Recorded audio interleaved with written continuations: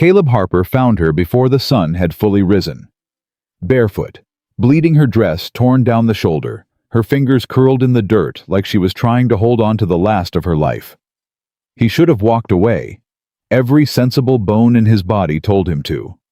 Instead, he dropped to his knees in the mud, beside a stranger, pressed his worn hands against her wound, and said the only thing that came out of him.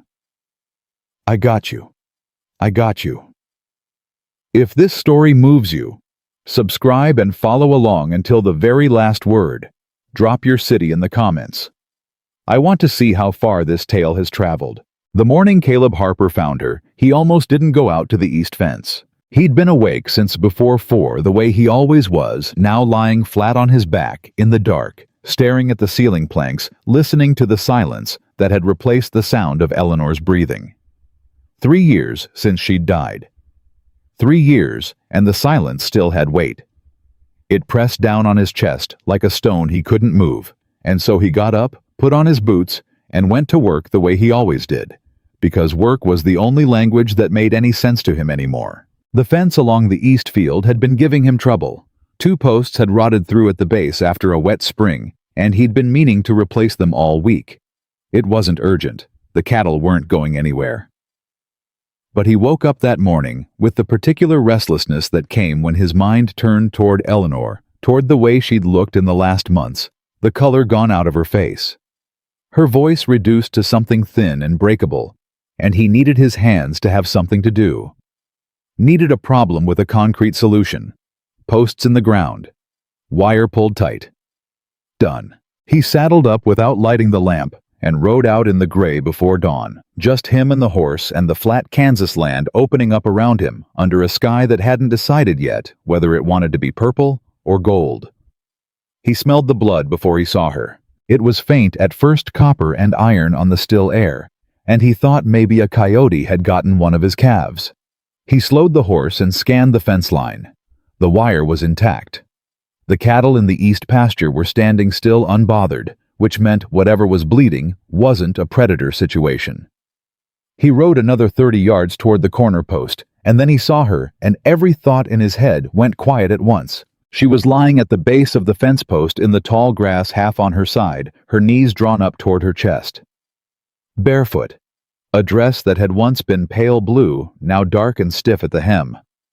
Her hair had come loose from whatever she'd pinned it in, and it spread across the ground around her head, in a way that made something in Caleb's chest seize up painfully, because Eleanor had worn her hair the same color, that same dark brown, and he had to blink twice before he could make his eyes see her clearly as a stranger. He was off the horse before he'd consciously decided to move.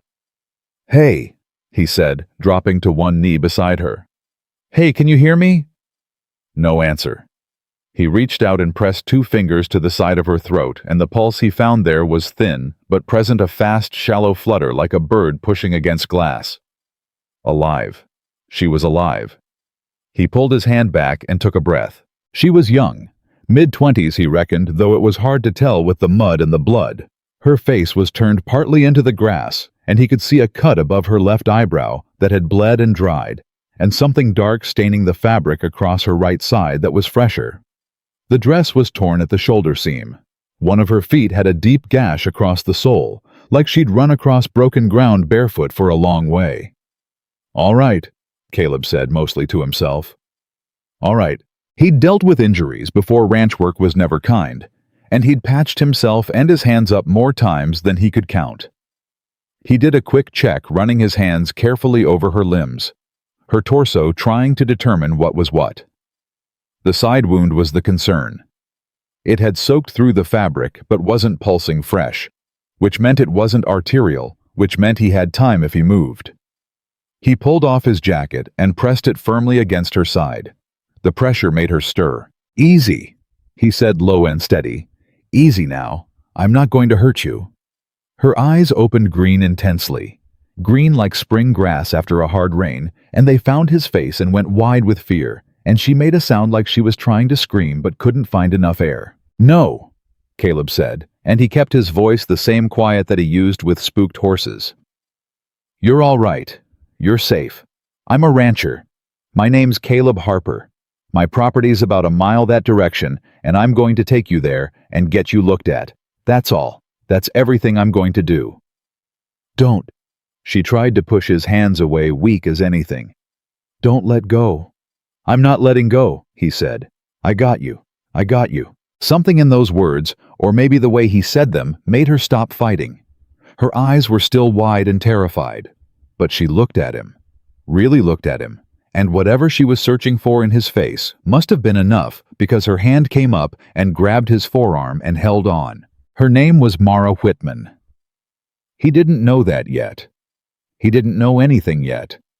He just knew that she was bleeding in the dirt by his fence at first light, and that letting go was not something he was capable of doing. He got her up onto the horse with more difficulty than he expected. She was taller than she looked, and she kept apologizing in a breathless murmur.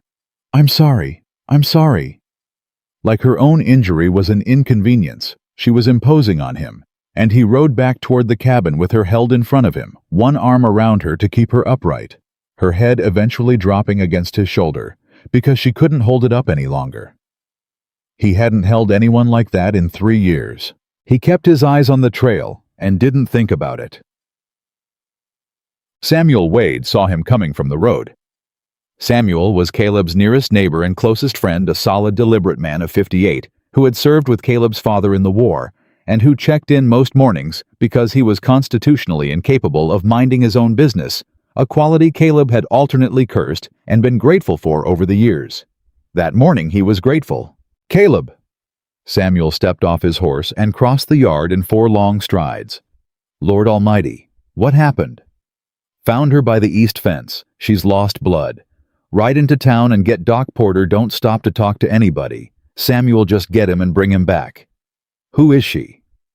"I don't know yet." Samuel looked at the woman at Mara, though neither of them knew her name, and then looked at Caleb, and his jaw set in that particular way it had when he was filing something away to ask about later. "I'll be back inside the hour," he said, and mounted up and was gone before Caleb had finished getting her through the door. He got her settled on the cot in the back room, the room he'd furnished years ago for when Eleanor's sister came to visit, a small room with a good window, and he took off his jacket from her side and looked at the wound properly. A knife cut long and shallow across the ribs, rather than deep into them, which explained why she was still conscious and not in worse shape. It had bled heavily, though. She'd need stitches and rest, and no jarring movement for at least a week. He did what he could in terms of cleaning it. She hissed through her teeth when the cloth touched the cut, but she didn't cry, and she didn't ask him to stop, and he got her a glass of water and told her to drink it slowly.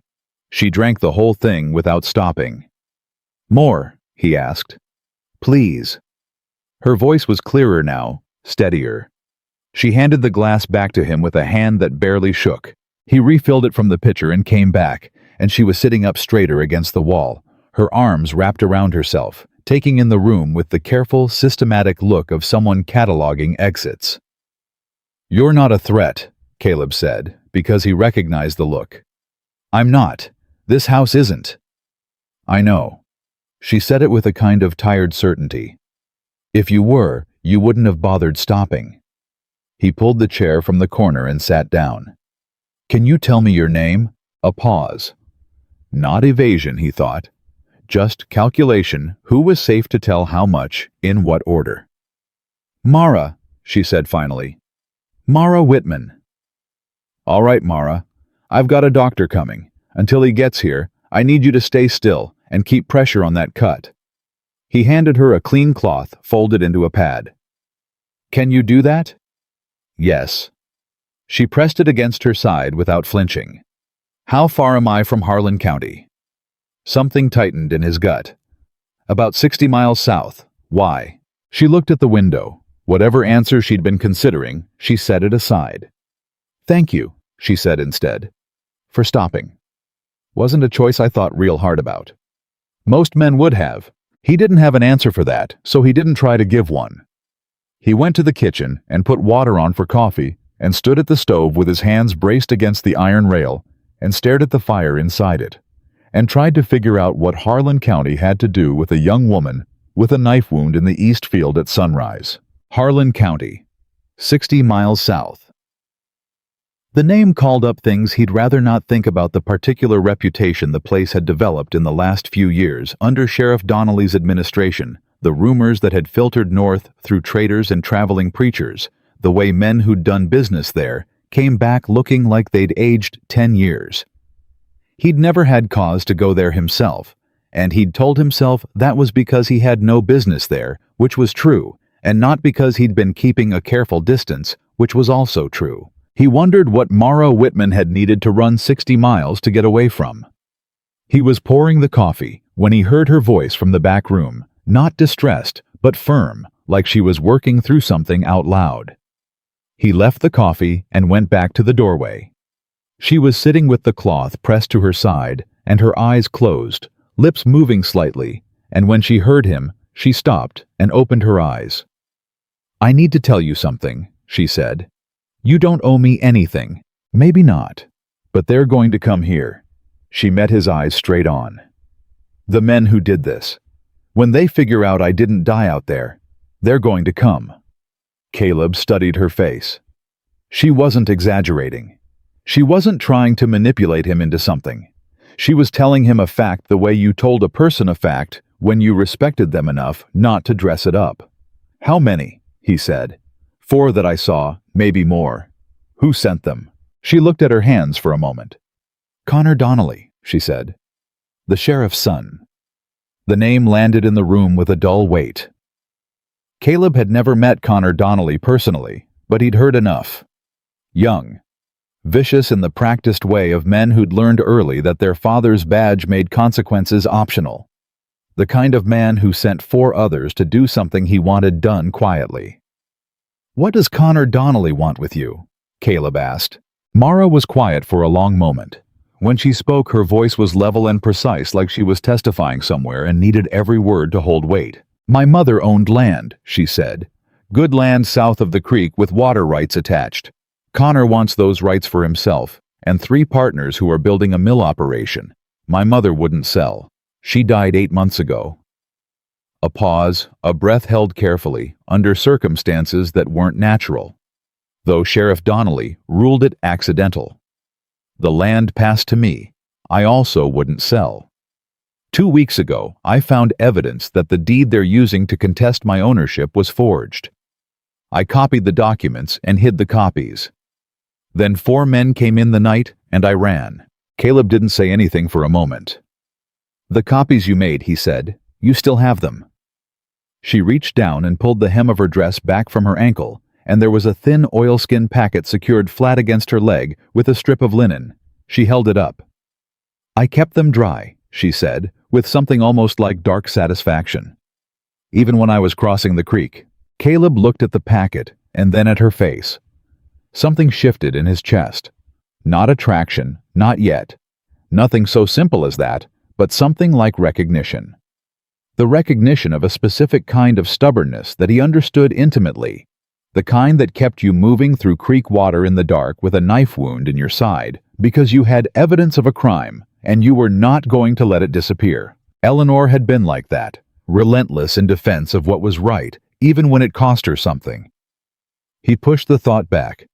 "You need to rest," he said. "Doctor's coming. After he's seen to you, we'll figure out next steps." "I don't need a plan from you," she said, not harshly, but plainly. "I appreciate what you've done. Once I'm stitched up, I'll be on my way." "On your way where exactly?" She opened her mouth, closed it. "You've got forged deeds and 4 men who think you're dead," Caleb said. "Where were you planning to go?" She looked at him with those green eyes, direct and undefeated, and the honest answer to his question sat in the silence between them. "I'll figure it out," she said. "Yeah?" he said. "I reckon you would." He stood up and went back to the kitchen and came back with the coffee and set 1 cup down beside her. "But you don't have to figure it out today. Today you drink that and stay still and don't tear those stitches the doctor hasn't put in yet."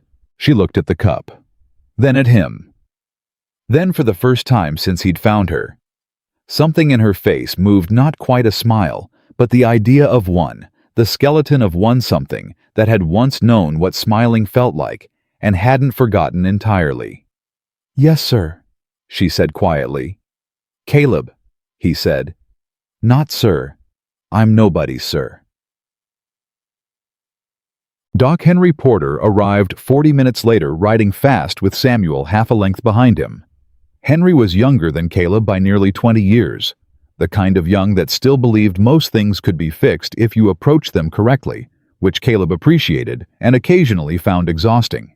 He had a steady hand and no patience for nonsense, and he went into the back room with his bag and closed the door, and Caleb stood in the kitchen with Samuel and waited. "She tell you anything?" Samuel asked low. "Some. The kind of some I ought to worry about. The kind of some that's going to get complicated," Caleb said. He told Samuel what Mara had told him: the land, the forged deed, the water rights, Donnelly's name. He watched Samuel's expression go from concern to something harder. "Connor Donnelly," Samuel said. He set his coffee down. "Boy's got no conscience, and a father who'd bury the evidence of it. How'd she end up 60 miles from Harlan County? Running. Through the night. Best I can figure." Samuel turned the coffee cup in his hands. "Caleb," he said, "those men are going to come looking." She said the same. And Caleb looked toward the closed door of the back room. "And she's got a knife wound and forged documents and nowhere to go," he said. "So I reckon she stays here while we figure it out." Samuel was quiet for a moment. "You sure about that?" "No," Caleb said honestly. "But I'm not sending her back out there either, so yes." Samuel nodded slowly. "All right then. I'll ride the perimeter this evening. Make sure we don't have anybody already watching the roads." He paused. "She remind you of anybody?" "No," Caleb said too quickly. Samuel didn't say anything. He picked up his coffee and drank it. From behind the closed door came the faint sound of Doc Porter's voice, calm and instructional. And then Mara's voice answering him, and it was steady, completely steady. And Caleb thought about a woman who ran 60 miles through the dark, with a knife wound and forged documents pressed flat against her ankle, and did not cry and did not beg. And when a strange man offered her coffee, said "Yes, sir," and then corrected herself. And he thought about Eleanor, and then he thought about the east fence posts he still hadn't fixed, and he put his cup in the basin and went to stand on the porch. The sun was all the way up now. The cattle moved slowly in the east pasture. The fence along the near field stood straight and solid wire glinting. He stayed out there until he heard Doc Porter come out of the back room, and then he went back inside to hear what needed to be done. Doc Porter came out of the back room drying his hands on a clean cloth, and his face had the particular expression of a man who had seen something that bothered him more than he intended to show. "She'll live," he said. "Stitches held clean. The foot's going to be the slower heel. She ran a long way on bad ground." He folded the cloth and set it on the table. "Caleb, that wound on her side wasn't random. Whoever cut her knew what they were doing. Close enough to the ribs to frighten, but far enough to let her run. They wanted her scared and moving, not dead in one place." The room went quiet. "They drove her," Samuel said. "Like cattle," Porter said. "Wanted to see which direction she'd go. Wanted to know where she'd run to." Caleb looked at the closed door of the back room. The coffee he'd poured was cold on the table. "She came north," he said. "Which means whoever she was running from now knows she went north." Porter picked up his bag. "I don't know what she's tangled up in, and I reckon it's none of my business. But I'd get her off this road if I were you. Somewhere they won't look first." He paused at the door. "She's tougher than she looks. Didn't make a sound through 6 stitches. Then he was gone, and the sound of his horse faded south, and Caleb stood in the kitchen with Samuel and let the silence settle. "They drove her," Caleb said again. "To flush out where she had allies," Samuel said. "To see who'd take her in." He looked at Caleb steadily. "Which means they already know about you. They don't know me from anyone on this road. They will by nightfall if they're asking questions in town." Samuel stood up. "I'm going to ride into Millhaven and keep my ears open. You stay here, stay off the road, and don't let anybody see that woman in your window." He put on his hat. "And Caleb, keep your rifle where you can reach it." After Samuel left, Caleb stood at the kitchen table for a long moment. Then he walked to the back room and knocked twice and opened the door. Mara was sitting up against the headboard with the oilskin packet open across her knee. The documents spread carefully across the blanket, her eyes moving over them with a focused intensity that stopped him in the doorway. "You should be resting," he said.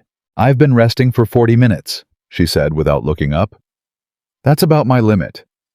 She held up one of the papers. "This is the forged deed.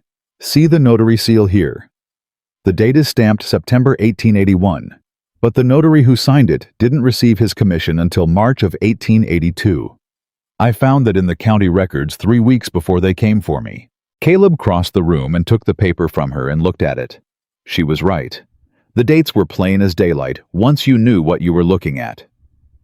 "You're an accountant," he said. It wasn't a question.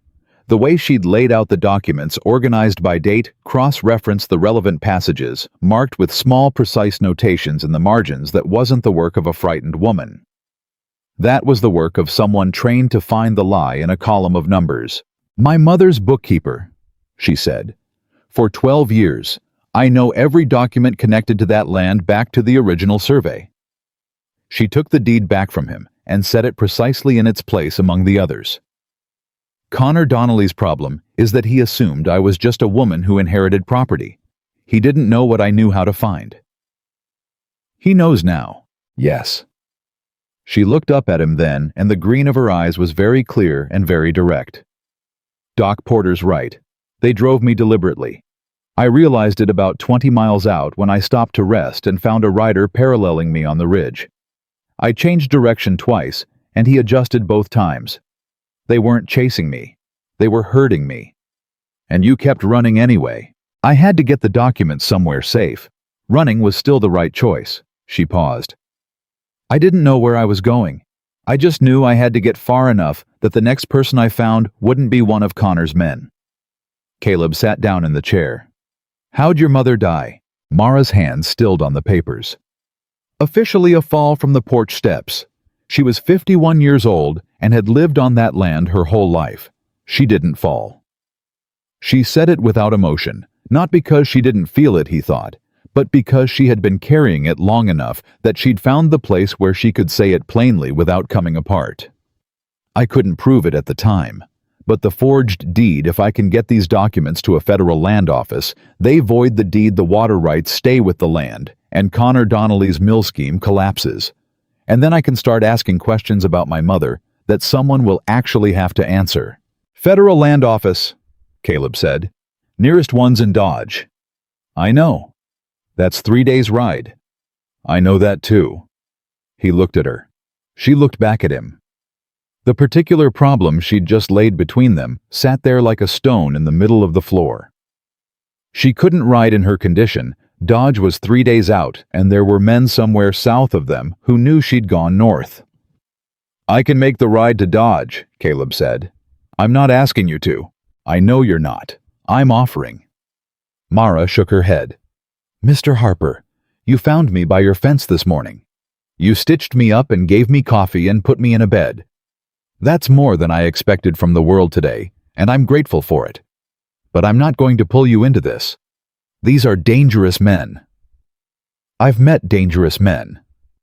Not like Connor Donnelly. His father is the law in 3 counties. Anyone who moves against Connor moves against the badge, and the badge has a long reach. Good thing I'm 60 miles outside his reach," Caleb said. "And good thing I know a federal marshal who owes me a considerable favor."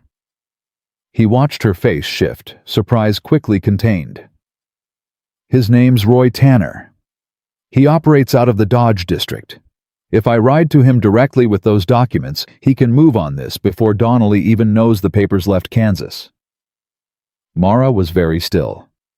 "You know a federal marshal. Served with his brother in the war. Roy came to me after, when he was starting out, needed a place to stay while he found his footing. Stayed 6 months. I didn't ask him for anything. He told me once that if I ever needed the law to work the way it was supposed to come find him." Caleb leaned forward, elbows on knees. "I've never needed him before. Reckon today changes that." She looked at him for a long moment, that cataloging look again weighing something he couldn't see the shape of. "Why?" she asked finally. "You don't know me. You don't owe me anything." He didn't answer right away. The honest answer had more than one layer, and most of them he wasn't ready to say out loud. The part about Eleanor, the part about carrying guilt for 3 years, the part about needing just once to be someone who didn't walk away. So he gave her the layer that was true without being everything. "Because you didn't run 60 miles in the dark and hold on to those papers through a creek crossing for nothing," he said. "And because Connor Donnelly sounds like exactly the kind of man who keeps getting away with things because the people he wrongs don't have anybody in their corner." Mara was quiet. Then she gathered the documents, carefully folded them back into the oilskin, and held the packet out to him. "There's a copy of the original survey attached to the back," she said. "The notary error is on page 2 of the deed, third paragraph. The land office will need to see both." She paused. His name was Elias Kern, the notary. He died 6 months after signing influenza, they said. I have his death record in there too. Caleb took the packet and held it. "You'll need to leave soon," she said. "If they're already in Millhaven asking questions, I'm not leaving you here alone." Samuel's one man on a perimeter. He stood up. "I'm going to send a wire to Tanner first and see if I can get him riding this direction before I move toward Dodge. That cuts the timeline in half." He tucked the packet carefully inside his vest. "You hungry?" She blinked. The shift from federal marshals to food caught her off balance, and for a moment she looked her age, young, tired, and slightly bewildered by the fact that someone was asking after her appetite. "Yes," she said a little quietly. "Good. Stay in the bed. I'll bring something." He was halfway to the kitchen when her voice came after him. "Mr. Harper?" He stopped. "Caleb." She corrected herself, and he could hear the effort of it, the deliberate choice to reach past her own instinct toward formality. "Thank you." He didn't turn around. "Eat first," he said. "Thank me when it's over." Samuel came back from Millhaven 2 hours later, and his face said everything before his mouth opened. "They were in town before I got there," he said, tying his horse at the rail and coming up the steps in 3 strides. "2 men at the feed store asking about a young woman, dark hair, on foot, possibly injured. Offered money for information." He pushed his hat back. "Tom Garrity at the feed store told them he hadn't seen anybody. But Caleb Nell Whitford saw you ride in this morning. She was up at her window. She told her husband, and her husband goes to the feed store every morning before I can stop him." "Does Nell know what she saw specifically?" "She saw you ride in with a woman in front of you. That's enough." Samuel looked toward the back room. "We've got maybe tonight before someone talks who didn't mean to. Small towns don't keep secrets because people are mean. They keep them because people are curious, and curiosity talks." Caleb stood at the kitchen table with his hands flat on the surface and thought fast. The wire to Tanner, he'd sent it from the telegraph office at the south end of his property line, not from town, which bought him something. Whether Tanner would respond in time was another question. "We move her tonight," he said. "Where?" "The old Kessler place. 2 miles east off the main road. Nobody's used the buildings in 4 years. She's not fit to ride, but I can bring the wagon around the back way." He looked at Samuel. "You stay visible here. If those men come to the property, you're a neighbor who stopped by. You haven't seen anything out of the ordinary. If they push..." "I've been not seeing things since the war, Caleb. I'll manage. I need you to also keep an eye on Doc Porter. Not because I don't trust him, but because if they start talking to people who might know something, I'll make sure Henry knows to be careful." Samuel sat down heavily. "Caleb, these men aren't just asking questions. The way they were standing in that feed store, alert, positioned, watching the street, that's trained work. Connor Donnelly didn't send ranch hands. He sent professionals." The word landed in the room like something cold. "Hired guns," Caleb said. "Or something close to it. One of them had a marshal's star on his coat." Caleb went very still. "A real one. Real enough to fool Tom Garrity. Whether it was legitimately issued..." Samuel spread his hands. "A corrupt badge. It changed everything about how careful they needed to be. A legitimate grievance against hired muscle was one thing. A grievance against someone claiming law enforcement authority was another order of problem, entirely one that could go very wrong, very fast, if handled wrong. He went to the back room and knocked. "Come in," Mara said. He opened the door. She looked up from the documents she'd been reorganizing and read his face immediately. "What happened?" "They're in Millhaven. 2 men asking questions. One of them may have a badge." He watched her absorb this. "There's a property 2 miles east of here off the road, been empty for years. I'm moving you there tonight. That keeps me from leading them to you. That keeps you safe while I figure out the next move. You lead them nowhere, you stay still and quiet and let me work." He stopped himself, heard the tone in his own voice commanding like he was managing one of his hands, and adjusted it. "I'm asking you to trust me for another 24 hours. After that, if you want to make your own move, I won't stop you." Mara looked at him carefully. "You sent a wire to your marshal." "This afternoon." "Will he come?" "If he got the wire, he's already riding." He paused. "Roy Tanner is a hard man and an honest one. Those 2 things don't always go together, but in him they do. He'll want to see those documents himself, and he'll want to see them before Donnelly knows they exist." "Connor already knows they exist," Mara said. "That's why he sent men. He knows you have copies. He doesn't know where they are. Once Tanner has them—" Caleb stopped. He'd heard something. A sound from the direction of the road, hoofbeats, more than one horse coming in at a pace that wasn't casual. Mara heard it too. She began gathering the documents immediately, fast and precise, her hands absolutely steady. "How do I get out the back?" she said. "You don't. You stay in this room under the blanket. You don't make a sound." He looked at her. "Can you do that? Yes?"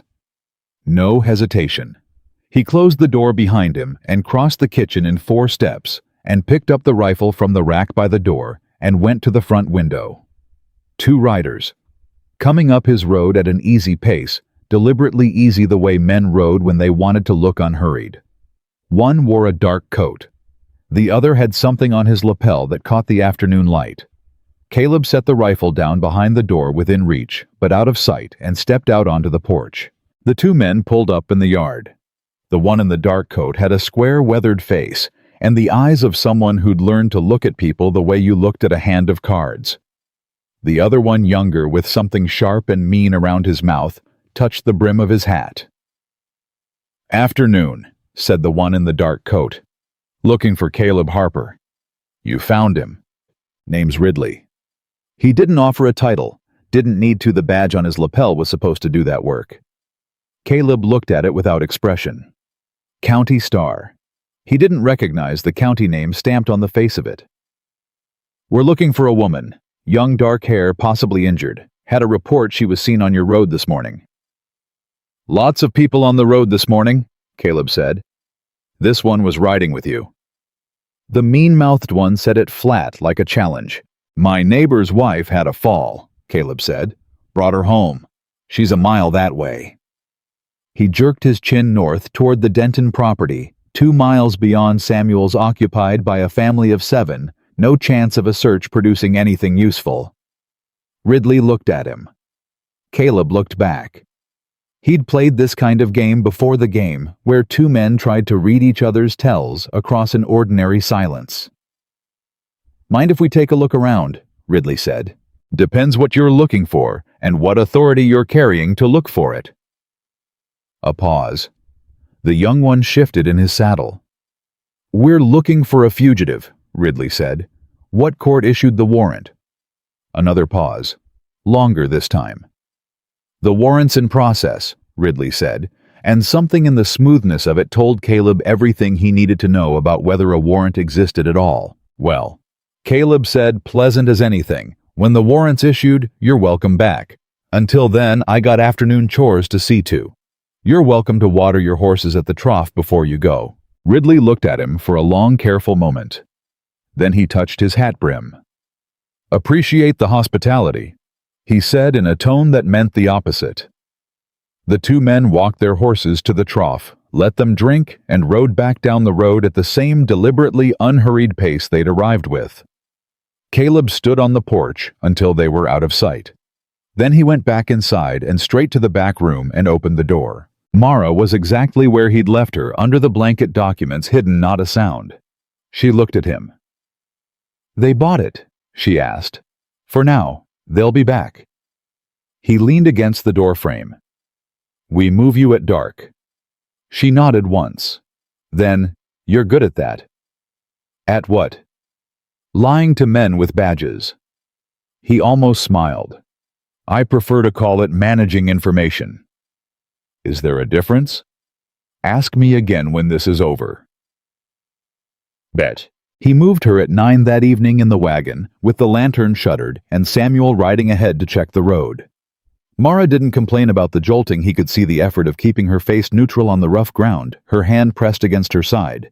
And she didn't speak much, but what she said was precise and purposeful. "If Tanner doesn't come," she said once in the dark, "if something happens to those documents, the original county survey records are in the Harlan County Courthouse. They can't be forged or destroyed without someone noticing. A federal examiner with the right mandate could pull them independently." "You've planned for Tanner not coming," Caleb said. "I've planned for everything not working," she said. "That's different." He thought about that. What happens if everything doesn't work? Mara was quiet for a moment. "Then I find another way," she said. "And another. Connor Donnelly killed my mother for water rights on 40 acres of Kansas prairie. I'm not going to stop." The Kessler place was dark and quiet.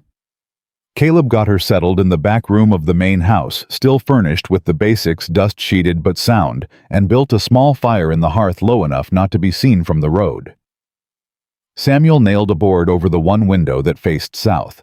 "I'll check back before morning," Samuel said at the door. "Send word if Tanner responds to the wire," Caleb said. When Samuel was gone, Caleb sat with Mara by the small fire while she checked the documents one more time by firelight. Her face bent close over the pages, her lips moving slightly as she traced the lines. He didn't interrupt her. He sat with his back against the wall and his rifle across his knees, and watched the door and thought about men who rode with false badges and the kind of man who sent them. "You should go," Mara said without looking up. "If they come back to your property and you're not there." "Samuel's there." "Samuel's one man." Samuel's also a former cavalry sergeant who keeps a Sharps buffalo rifle under his porch steps and has not yet met the man who scared him into bad decisions. He paused. "You don't have to worry about Samuel." She looked up then. In the firelight, the cut above her eyebrow was a dark line against her skin, and her eyes were the particular green of deep creek water. She looked, he thought, like someone who had been carrying something very heavy for a very long time and had not yet found a place to put it down. "My mother used to say that the worst thing you can do when someone offers you help is refuse it out of pride," she said. She said most people who refuse help aren't really protecting themselves. They're protecting the idea of themselves. A pause. "I've been refusing help for 8 months. Seems like the situation called for it," Caleb said. "It did, but..." She stopped, looked back at the documents. "I don't know how to stop doing it even now." Caleb looked at the fire. "You let Doc Porter stitch you. You let me give you coffee. You let me move you here tonight." He glanced at her. "Reckon you're doing better than you think." She was quiet for a moment. "She'd have liked you," she said softly. "My mother. She liked men who did the right thing without needing an audience for it." He didn't know what to say to that. It sat in the air between them, not awkward, but tender in the way that unexpected things sometimes were, the kind of tenderness that came from someone telling you a true thing. "Get some rest," he said finally. "I'll be here till morning." She looked at him once more, those eyes that kept surprising him with what was in them, and then she gathered the documents against her chest and lay down by the fire and closed her eyes. He sat with the rifle across his knees and watched the door. Somewhere south of them on the road to Millhaven, 2 men with a false badge were riding, and they were not done asking questions. Caleb knew that with the certainty of a man who had survived enough bad situations to recognize the shape of one. But Roy Tanner was somewhere out there too. He had to believe riding hard toward a wire that said urgent federal matter, come now, and Roy Tanner, for all his faults, had never once in Caleb's experience arrived too late to matter. He hoped tonight was not the night that changed. The fire burned low. Mara's breathing steadied. Outside, the Kansas dark was deep and still, and Caleb Harper sat in it with his rifle and his stubborn, complicated hope, and he did not close his eyes. He heard the horse before he saw it. It was still full dark when the sound came, one rider moving fast on the south road. Not the careful, unhurried pace of men trying to look innocent, but the flat-out run of someone who needed to get somewhere before something happened. Caleb was on his feet with the rifle up before Mara had fully opened her eyes. "Stay down," he said. She was already sitting up, hand pressed to her side, listening. "One horse," she said quietly. "I know." He moved to the window and looked through the gap where Samuel had left an inch between the board and the frame. The rider came off the road and into the yard at a hard angle, and Caleb recognized the shape of him before he could make out the face. Broad shoulders, short in the saddle, the particular way Samuel Wade rode like he was braced for impact. Caleb was out the door before Samuel had dismounted. "Tanner's here," Samuel said, and he was breathing hard. "Rode in 40 minutes ago. He didn't come alone. He's got 2 deputies, good men. I know one of them from Wichita. He's at the ranch, Caleb. He wants the documents, and he wants the woman." "How'd he get here so fast?" "He was already moving. Said he'd had his eye on Donnelly's operation for 6 months, waiting on something he could take to a federal judge." Samuel grabbed his arm. "Your wire was the something. He's been waiting on it." Caleb went back inside. Mara had heard every word through the open door.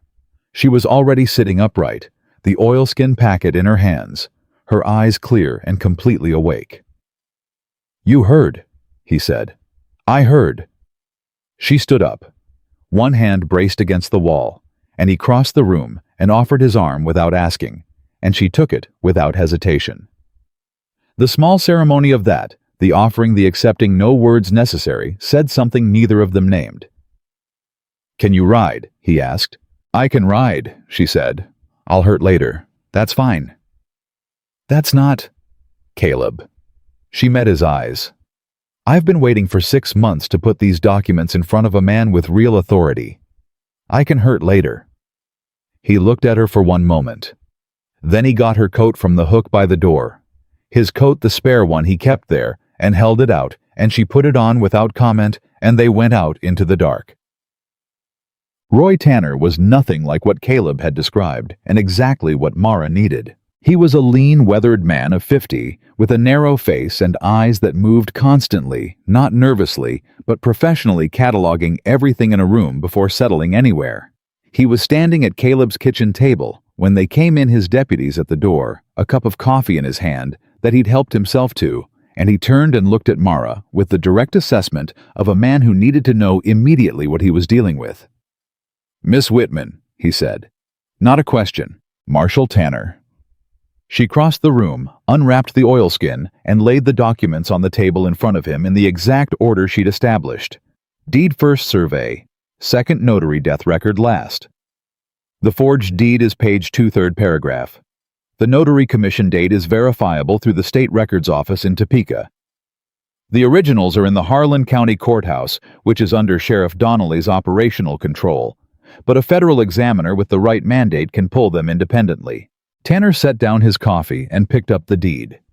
He read in silence for 40 seconds. Caleb watched his face and saw the moment the man found what he was looking for. A slight tightening around the eyes, a stillness that replaced the constant professional movement. "Elias Kern," Tanner said. "Dead 6 months after signing," Mara said. "I know when he died." Tanner set the deed down and looked at her. "Did you know Elias Kern came to my office in Dodge 3 months before he died, said he'd been pressured into signing something he shouldn't have. Wouldn't tell me what. Said he was afraid." A pause. "He died before I could get back to him." The kitchen went very quiet. "Connor Donnelly killed your notary," Caleb said. I can't prove that yet, Tanner said. But I'm going to. He picked up the survey and studied it. Miss Whitman, what you have here is enough for a federal injunction on the land transfer. It's enough to void the deed and restore the property rights. It may be enough combined with what I already have to bring federal charges against Connor Donnelly and 2 of his known associates. He looked up. It is not yet enough to touch the sheriff himself. I know, Mara said. That comes next. My mother. I know about your mother. His voice was level, but not unkind. I've been building a file on the Donnelly operation for the better part of a year. Your mother's death is in that file. I couldn't move before because I didn't have anything federal to anchor a case to. The forged deed gives me the anchor. He gathered the documents and squared them carefully. These come with me tonight. I'll have an injunction in front of a federal judge by the end of the week. Mara looked at the documents in his hands. The things she'd carried through the dark, through a creek, through 60 miles of open country, with a knife wound in her side, and she didn't reach for them, and she didn't look away from them either. Caleb watched her let go of them, and he understood what that cost her. There's one more thing, she said. Tanner waited. Ridley, she said. The man with the badge. He came to this property yesterday afternoon. The badge was a county star, but I didn't recognize the county. Describe him. She did precisely height build the square, weathered face the specific way he'd positioned himself in the yard. Tanner's expression didn't change, but he glanced at his deputy by the door, and the deputy gave a slight nod. That's Wade Ridley, Tanner said. He had a legitimate badge 3 years ago. He doesn't anymore. He works for hire now, and we've been looking for grounds to bring him in. He looked at Caleb. He came here yesterday afternoon. I told him I didn't have what he was looking for, and he left. He wasn't satisfied. No, Tanner said. He wouldn't be. He picked up his coffee, drank the rest of it, and set the cup down. He'll come back, and when he does, he'll bring more than 2 men. How many more? Samuel asked from the corner. Last time Donnelly hired Ridley for serious work, he had 6 men. Tanner looked at Caleb. I can leave 1 deputy here. The other rides back with me. 1 deputy isn't enough if Ridley comes with 6, Caleb said. No, Tanner agreed. It isn't, but it's what I have until I can get the injunction and move on Donnelly directly. He looked at Mara. If Donnelly is arrested on federal charges, Ridley has no reason to continue. The job ends when the paymaster ends. He paused. I need 72 hours. 72 hours, Mara said. It may be less. Depends on how fast the judge moves. She was quiet for a moment. Then, what do we do in the meantime? Stay off the road. Don't let anyone know where you are. And, Tanner looked at Caleb. If Ridley comes back, don't give him anything to justify what he's been hired to do. A pause. I mean Miss Whitman specifically. She's safe, Caleb said. She needs to stay that way. Tanner put on his hat. I'll be in contact through Wade, through your neighbor, Mr. Harper. Don't use the telegraph until this is over. Donnelly has someone at the Millhaven office. He stopped at the door. Miss Whitman, I'm sorry about your mother. Mara looked at him steadily. Find enough to charge the sheriff, she said. That's what I want. That, Tanner said quietly, is exactly what I intend to do. Then he was gone, and the sound of 3 horses faded south, and 1 deputy, a solid young man named Greer, who spoke sparingly and had the careful stillness of someone trained to wait, settled himself into the chair by the front window. The kitchen felt larger after Tanner left, the way a room does after the person carrying the most authority in it walks out. Mara sat down at the table and looked at the empty space where the documents had been, and Caleb sat across from her and didn't say anything, because sometimes there was nothing useful to say. After a while she said, He already knew. About the Donnelly operation, about my mother. Yes, all those months I was alone with this, he was building a file. She said it without bitterness, just with the particular exhaustion of someone who had burned through reserves they hadn't needed to burn. If I'd known. You couldn't have known. You didn't know Tanner existed. My mother might still... She stopped herself, pressed her lips together. That's not useful. No, he agreed. But it's human. She looked at him. You do that, she said. Do what? Say the true thing instead of the comfortable thing. A pause. Most people do the opposite when they're trying to make someone feel better. Does it help the true thing? More than the comfortable thing, she said. Yes. He got up and poured them both more coffee and came back and sat down, and they sat in the before-dawn quiet with Greer at the window and Samuel dozing in the corner chair, and neither of them felt the need to fill the silence with anything it didn't require. Jotung. Morning came hard. Samuel was up at first light and back from the road by 7, with his jaw set in the way that meant the news was bad. He came in without knocking and looked at Caleb and said, 4 riders, South Road, moving slow. Caleb was on his feet. How far? 1.5 miles, maybe less. Samuel glanced at Greer, who was already at the window. They're not in a hurry. That's worse than if they were. Ridley, Caleb said. In front, dark coat. Mara came out of the back room moving carefully, but moving, and she looked at Samuel and then at Caleb and said, What do you need me to do? Back room door locked, Caleb said. I can... Mara. He turned to her. The documents are with Tanner.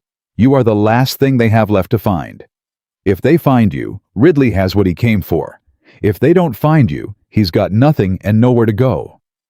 He held her eyes. The most useful thing you can do right now is not be found. She read his face. He watched her weight the argument and find it sound.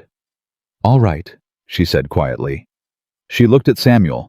If something happens, nothing's going to happen, Samuel said with the specific flat certainty of a man who'd said exactly that before firefights and had usually been right. She went to the back room. The lock clicked.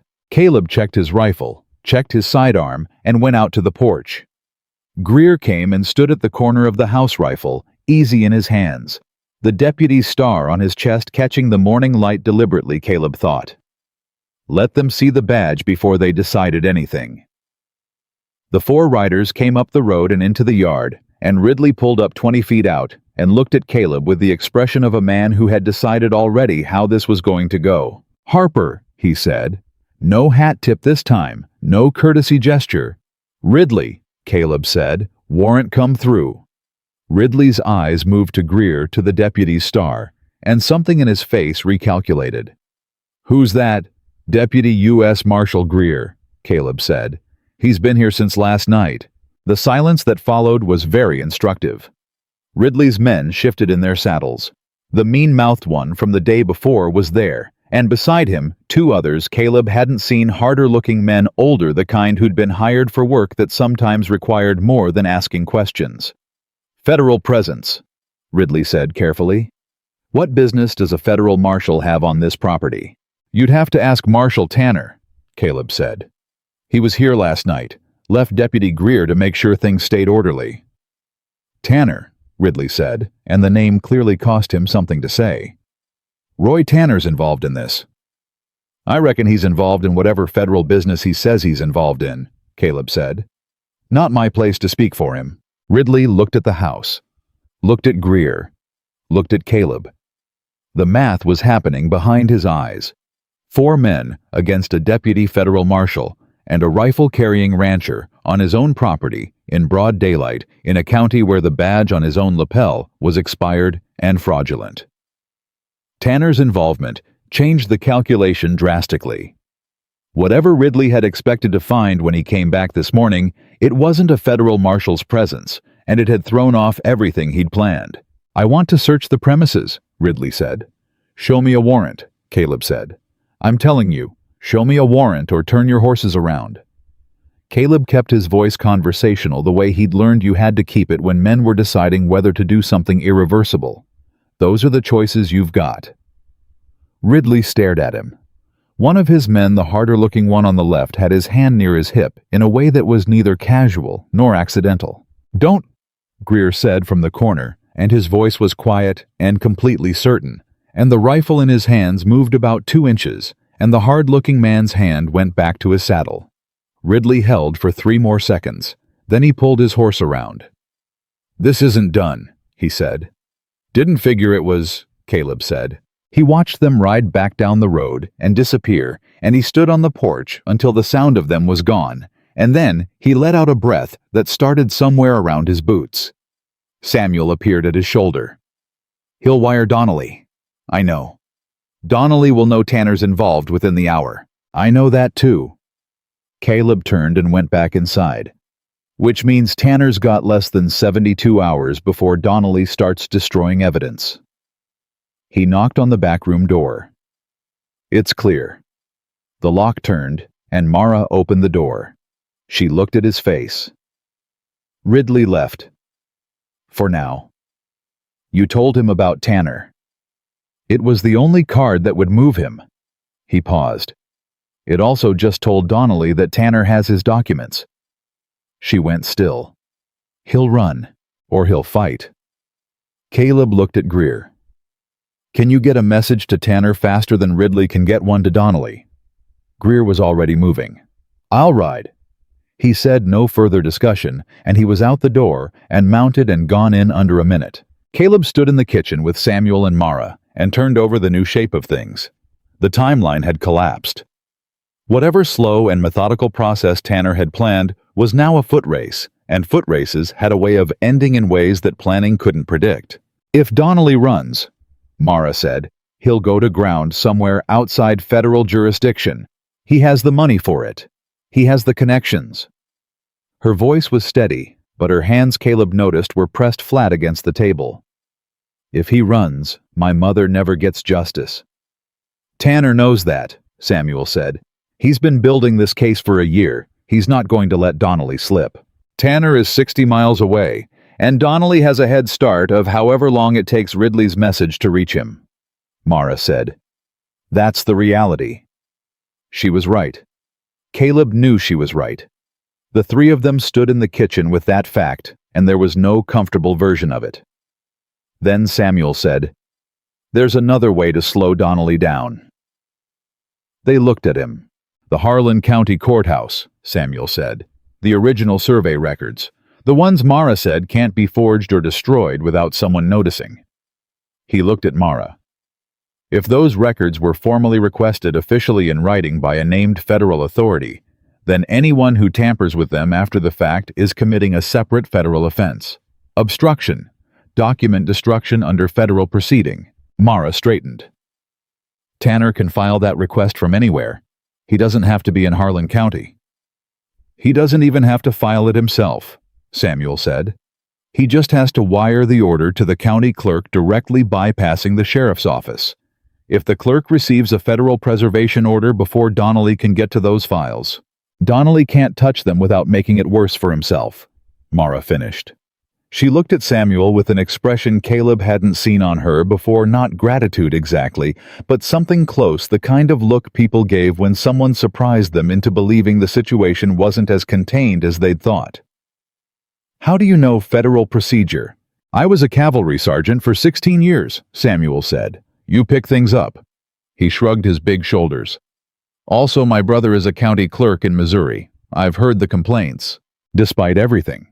Despite Ridley on the road, and Donnelly's head start, and the compressed timeline, and the tension that had been sitting in Caleb's shoulders since before dawn, something in the room shifted." Mara almost smiled. It was the same almost smile from the morning before the skeleton of one, but there was something fuller in it this time, like the skeleton was acquiring weight. "Get that to Tanner," she said.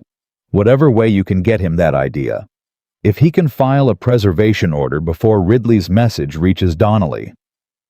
"Greer's writing to him right now," Caleb said. "He can carry the message." Samuel moved for the door. "I'll catch him on the road."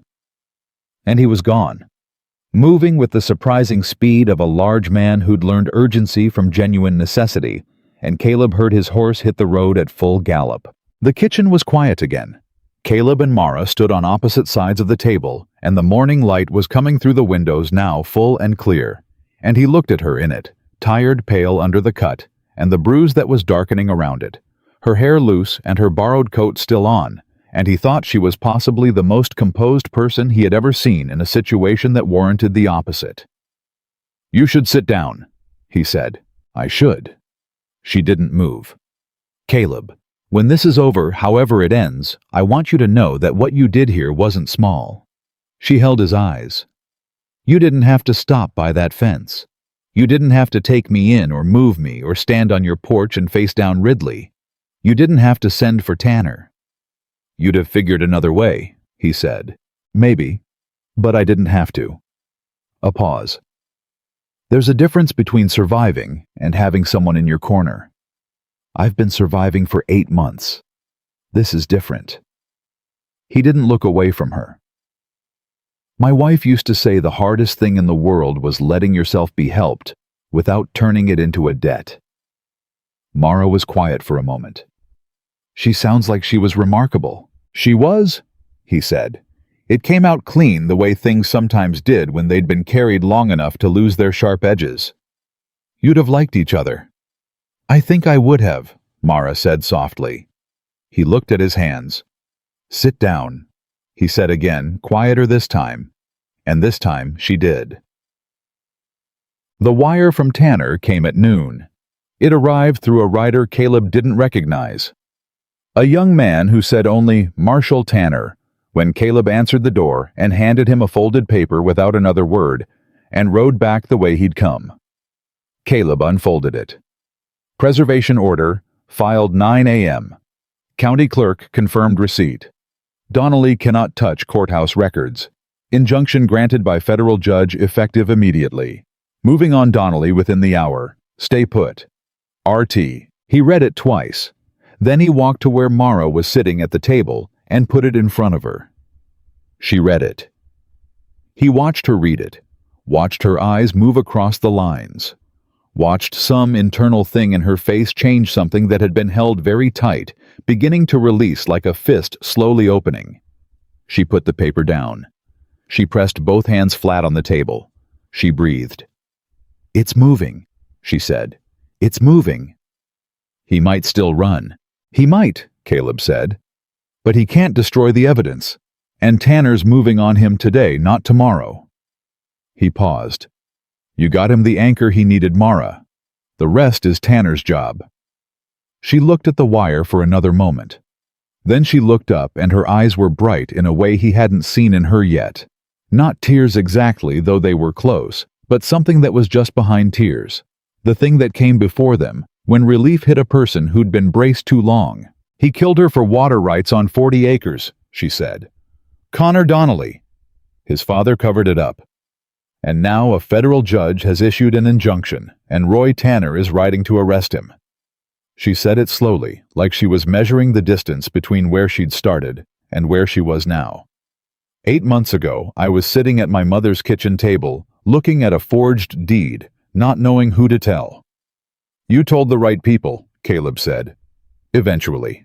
"I ran 60 miles into your fence," she said. "Best fence post I ever set," he said. She looked at him surprised, then something else, something warmer. And for a moment, neither of them said anything, and the kitchen held the particular quality of a silence that had changed character, that was no longer tense, but something else entirely. Then Samuel came through the door at speed, and the quality of the silence shattered. "Ridley's coming back," he said, breathing hard. "All 6 of them this time, and Caleb—" He stopped, looked at them both. "He's got Connor Donnelly with him." The name hit the room like something thrown. Mara stood up fast enough that she grabbed the table edge for balance. "Donnelly is here. He came himself. Rode up from Harlan County through the night best I can figure. He must have moved the minute Ridley's message reached him before Tanner could get to him." Samuel's jaw was set hard. "He's not running. He came here.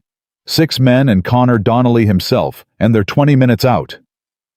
Caleb picked up his rifle. Mara looked at him, and the look on her face was not fear, he noted. It was something harder and colder and more purposeful than fear.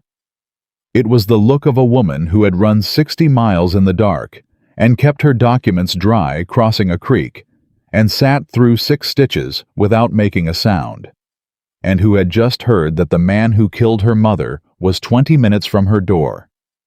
"What do we do?" she said. Caleb checked the load in the rifle and looked at Samuel. "How fast can you get to Tanner?" "Faster than Donnelly's moving," Samuel said. "He doesn't know Greer already rode to Tanner this morning." "Go," Caleb said. "Hard as you can. Tell him Donnelly came north instead of running. Tell him where we are." He looked at Samuel. "And Samuel, don't stop for anything." Samuel grabbed his hat and was gone. Caleb looked at Mara. She was already looking at him, and there was nothing in her face that asked to be protected or reassured or hidden. She was standing straight, and her hands were steady, and she looked exactly like what she was, a woman who had come too far and sacrificed too much to take even one step backward now. "The preservation order is filed," she said. "The injunction is granted. Donnelly showing up here with 6 men is not a legal act. It's desperation." "Desperate men are dangerous," Caleb said. "Yes," she said, "and desperate men also make mistakes." She looked at the door. "He came here because he panicked. Because Ridley told him Tanner was involved, and he didn't run. He came here, which means he still thinks he can contain this. He thinks if he gets me, gets what I have, he can still control the situation. He doesn't know the documents are already with Tanner." "No," she said. "He doesn't." And in her voice was something that was almost, not quite, but almost satisfaction. "Let's make sure he doesn't figure that out too soon." Caleb looked at her. "What are you thinking?" "I'm thinking," Mara Whitman said carefully, "that a desperate man who believes he still has a chance will stay put longer than a man who knows he's already lost." She looked at the door. "Stall him. Keep him talking. Keep him here until Tanner arrives." She met his eyes. "I'll help." "You're staying in the back room." "Caleb?" Her voice was quiet and exact. "He came here for me, not for you. You can't stall Connor Donnelly without me in the room." A pause. "You know I'm right." He looked at her for a long, hard moment. The hoofbeats were beginning to reach them from the road. 6 horses, and Connor Donnelly 20 minutes out and closing. "All right," he said. It came out rough against instinct, against the part of him that wanted to put her somewhere safe and keep her there. "But you follow my lead. Every word. You don't push him. You don't provoke him. You don't give him anything to react to." "I know how to talk to men like Connor Donnelly," she said quietly. "I've been doing it for 8 months." He looked at her one more time, this woman who had walked into his life through his fence before sunrise, and turned the next 48 hours into something he wouldn't forget for the rest of his days, and he believed her completely. "Stay close," he said. "I will," she said. And outside, getting louder, the hoofbeats came. Connor Donnelly was younger than Caleb had expected. That was the first thing, the way youth sat on him like an ill-fitting coat, mid-20s at most, with his father's broad jaw and none of his father's patience. He rode in front of his 6 men, like a man who had been told his whole life that the front was where he belonged, and he carried himself with the particular arrogance of someone who had never once been told no by anyone with the power to make it stick. He wore good clothes, too good for a man riding through the night, and his horse was expensive, and he looked at Caleb's porch the way men looked at things they'd already decided belonged to them. Ridley was a half-length behind him, and to the right, and his face had the careful blankness of a professional who had just had his plan significantly altered and was adjusting in real time. Caleb stood on the porch, with his rifle easy in the crook of his arm, not aimed, not threatening, just present, and he watched Connor Donnelly pull up in the yard and look at him with eyes that were cold in the particular way of men who had learned coldness as a tool rather than a feeling. "Mr. Harper," Donnelly said. His voice was smooth, practiced. "I apologize for the unannounced visit." "No, you don't," Caleb said. Donnelly blinked. Whatever response he'd prepared for it wasn't that. He recovered quickly. Caleb would grant him that, and something shifted in his expression, a recalibration. "You're right, I don't." He looked past Caleb at the door. "I'm looking for a woman named Mara Whitman. I believe she's on your property." "What makes you believe that?" Because Ridley saw her here 2 days ago. Ridley saw a neighbor's wife I was helping home, Caleb said. I told him that. And I'm telling you that I don't believe it. Donnelly swung down from his horse, an act of deliberate escalation, making himself at home without invitation, and 2 of his men did the same. Miss Whitman has property that belongs to my business partners, and documents she stole from a legal proceeding. I'm here to recover both. Stolen documents, Caleb said. You want to be specific about that, which court proceeding, which judge issued the order. Donnelly smiled. It didn't reach anywhere near his eyes. You're stalling. I'm asking legal questions about a legal claim. That's not stalling. That's how property disputes work in a country with courts. The courts in Harlan County have already ruled. Harlan County courts don't have jurisdiction 60 miles north of Harlan County, Caleb said. And your daddy's badge doesn't either. The yard went very still. It was the first direct mention of the sheriff, and it landed exactly the way Caleb intended. Not as an accusation he could deflect, but as a known fact stated plainly, something that told Donnelly the man in front of him understood exactly what he was dealing with, and wasn't pretending otherwise. Donnelly's jaw tightened. The practiced smoothness slipped one fraction like a mask shifted by wind. I'd be very careful about what you say next, Donnelly said quietly. I'd be very careful about what you do next, Caleb said. You're standing on my property with 6 men, and no warrant making claims. You can't back with any legal authority I'm obligated to recognize. That's trespass at minimum. Given the nature of your business. He held Donnelly's eyes. It could be considerably more. Behind Donnelly, Ridley had gone very still, and his eyes were moving to Caleb, to the door of the house, to the tree line east of the property, with the professional caution of a man who was starting to sense that something about this situation was wrong in a way he hadn't identified yet. Then the door behind Caleb opened. He felt it before he heard it, the specific quality of air change when a door opens, and then Mara was standing beside him on the porch, and he felt his jaw tighten with the effort of not reacting, because they'd agreed on this, and she was doing exactly what she'd said she would do. But knowing that didn't make it easier to have her 3 feet away from Connor Donnelly. Donnelly saw her, and something happened in his face that was more revealing than anything he'd said. It wasn't triumph. It wasn't the satisfaction of a man who'd found what he came for. It was relief.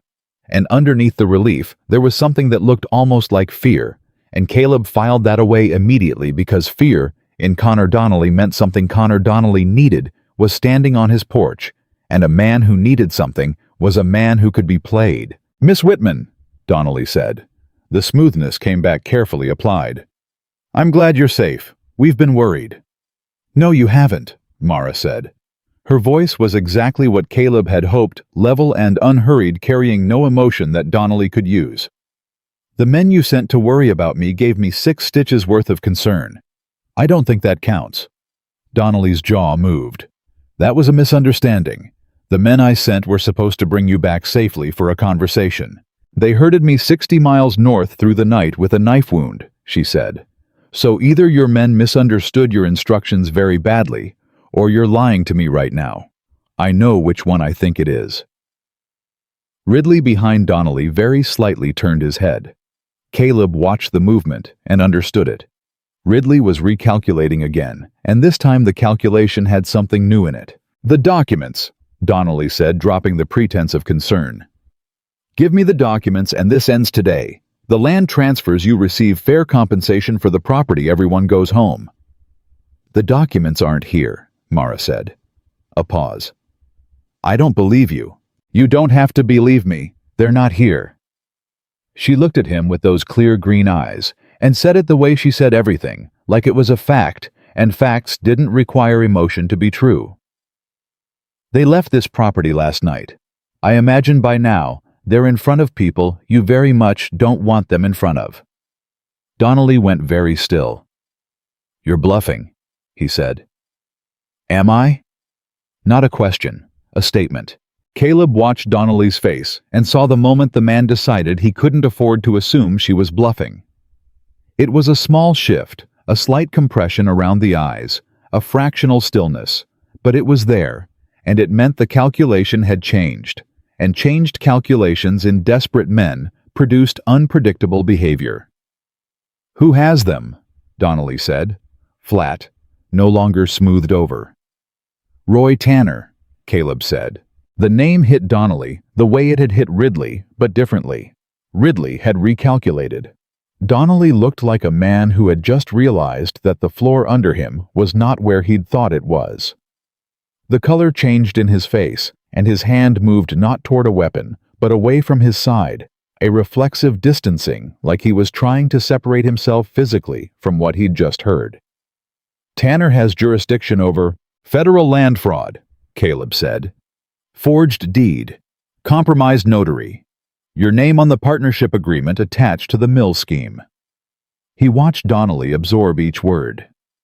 "He filed a preservation order on the Harlan County Courthouse records this morning. You can't touch those files. And he's got an injunction from a federal judge voiding the deed transfer effective as of 9 o'clock this morning." He paused. "You rode up here all night for documents that are already in federal hands. There's nothing here for you." Donnelly stared at him. The yard was very quiet. Even the horses had gone still. Then Ridley said from behind Donnelly quietly, "Connor." And that one word, that single flat syllable, held a world of meaning. It held, "We need to go. This is over. I told you not to come here." And Donnelly heard all of it, and his jaw worked, and he didn't move. "My father," he started. "Your father's jurisdiction ends at the county line," Mara said. "Roy Tanner's doesn't." She looked at Donnelly steadily. "And one more thing. Elias Kern went to Tanner's office in Dodge 3 months before he died. He said he'd been pressured into signing something he shouldn't have signed. He died before he could say more." She held Donnelly's eyes. "Tanner has that on record. He's been sitting on it for months waiting for someone to bring him the document Kern signed." A pause precise as a blade. "I brought it to him last night." Connor Donnelly's face went through several things in the space of 3 seconds. Caleb watched all of them. Shock. Calculation. Something that was very close to terror. And underneath all of it, the thing Caleb had been looking for since the man rode into his yard: guilt. The real kind. The kind that had been living somewhere in Connor Donnelly for however long Elias Kern had been dead, and that now had nowhere left to hide. "Kern died of influenza," Donnelly said. "But it came out wrong, too quick, too flat." "That's what your father's report says," Mara said. Silence.